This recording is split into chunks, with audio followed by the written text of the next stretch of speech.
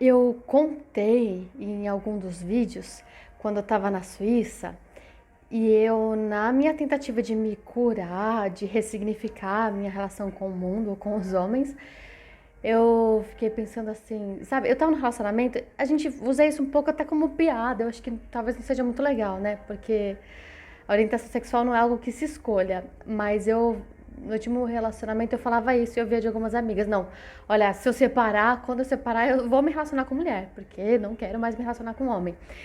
E isso fez com que eu realmente tentasse, né, ter uma experiência, algumas experiências, e eu percebi uma coisa, eu não sabia como agir. Então, eu descobri que eu fui condicionada a reproduzir um comportamento. Homem-mulher, caça-caçador, como já diria Fábio Júnior. E eu fiquei, caramba, a referência muda, parece que eu não sei mais quem eu sou. Então, como eu escolhi agir, era genuíno? Era eu? Era Nádia? Ou era simplesmente algo para o qual eu fui programada? Tô falando agora de relacionamento, né? Em outros vídeos, onde eu também falo sobre machismo, eu falei sobre essa questão do sexo, né? Onde muitas vezes a gente aprende a performar e pouco se está presente. Esses são só exemplos. São só alguns exemplos assim que a gente acaba chamando mais atenção porque a gente gosta desses temas, né? Mas na verdade, quando a gente tá bêbado, sei lá, ou quando você tá muito feliz, que você fica muito bobo, você fica fora de controle. A gente chama talvez esse momento, essa sensação, esse estado de estado do palhaço. Quando eu fico besta, quando eu fluo, quando eu fico presente, ligado, aberto ao jogo, à troca. O que é o jogo? É a troca com o outro. Eu tô presente. A partir do que o outro me dá, tum! Eu já tenho o que oferecer, eu tenho um pensamento mais claro, eu tô mais conectado comigo mesmo. Só que é muito difícil a gente alcançar esse estado no dia a dia, né? A gente recorre inconscientemente a formas de desconstruir esses padrões, esses rótulos ou essas prisões, né? Por isso que eu percebo assim muito adulto que já fez aula de teatro, falando: "Nossa, deu muita saudade quando eu fazia teatro". Eu penso, não quer ser ator nem nada, não tem saudade da galera nem nada, mas você tem saudade de um espaço onde você podia despirocar, ser criativo, ser livre. Um espaço onde mesmo enquanto adulto eu pudesse ser criança, sabe?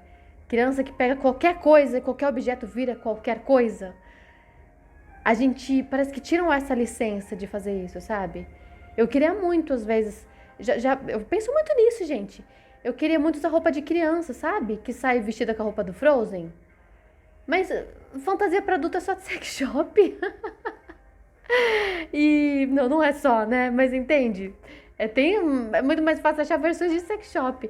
Mas queria sair vestida de abelhinha aí um dia, entende? Fico pensando o quanto, quando eu faço os meus cursos, né? Ou tô nos atendimentos, é a necessidade de fazer sentido para o outro que faz com que a gente se perca de si. E assim, eu sou a Nádia, eu sou assim, eu sou assada, eu vou me definir para você. Mas essas definições são condicionamentos. Quando a gente vai amadurecendo, talvez a gente faça escolhas mais conscientes. Não, peraí, isso tem a ver com os meus valores. Agora eu tô sendo fiel a mim. Mas muitas vezes isso tá meio nebuloso. Isso não tá tão forte. O que tá mais forte é como eu funciono pro outro. Sabe, conforme a gente vai crescendo, vai deixando de sonhar, você começa a ser menos exigente? Primeiro você quer um emprego maravilhoso, depois você fala, se pelo menos tiver VR, tá bom, sabe? Você quer um relacionamento dos sonhos, aí você fala, pelo menos. Coisa que muita gente que tá em relacionamento abusivo ouve. Mas pelo menos ele não me bate, ou pelo menos ele não te bateu. Então, o mínimo já tá bom. A gente vai crescendo e vai aceitando o básico do básico. E daí, quando alguém pergunta qual é o seu sonho, qual é o seu desejo, quando eu pergunto isso, muitas vezes, pergunto aos pacientes, me respondem as coisas mais básicas do mundo. Não é porque não haja o desejo, é porque a gente, por medo, por necessidade de se proteger, se afasta do próprio desejo. A gente vai se perdendo de si na ânsia de caber no mundo. E de que ao caber, tudo vai fazer sentido. Eu sempre pergunto assim para meus pacientes, quando você se sente livre, com quem você se sente livre, são boas pistas pra gente tentar saber quem a gente é, sabe? Aquela companhia, aquele amigo com quem você consegue ser bem bobo, vocês têm uma piada que ninguém mais entende, são investigações muito potentes pra gente voltar pra si. Porque eu posso até funcionar, me encaixar no mundo, mas a vontade de viver vai acabando. Mas eu já tô morto por dentro, que é o que é mais comum, né? A pessoa não dorme, tá deprimida, ansiedade. É tão comum, tão comum, tão comum não ter mais desejo, ter sonhos muito modestos. Por que isso se tornou comum? A gente vai se perdendo de si.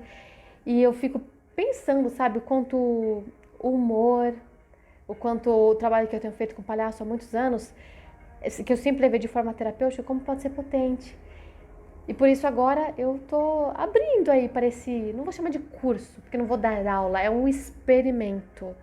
Ode ao Nonsense. Quem quiser participar vai ser nos 3 primeiros finais de semana de dezembro. 3 primeiros sábados, às 2 da tarde. A gente vai experimentar, vai ter provocações para para sentir, para ser provocado sobre como que é experimentar. Tem um lugar onde você vai ter temas, você vai ter provocações e o objetivo é só se investigar. E principalmente não fazer sentido. Olha que coisa doida. Olha que coisa doida. Você não precisa fazer sentido e não precisa me fazer rir. Como assim? Mas eu preciso de um norte para saber se eu vou acertar. Se eu sentir que eu vou acertar, que eu vou te agradar, eu encontro algum tipo de satisfação, da qual somos reféns. E quando a gente pode simplesmente não ter limite, não ter aresta, não ter o certo e o errado. Já dizia meu primeiro professor de palhaço, nem tudo que é bom, nem tudo que é ruim. Eu gosto muito disso. Então, quem tiver interesse nessas reflexões, em viver essa experiência, escreve para mim e eu explico em mais detalhes.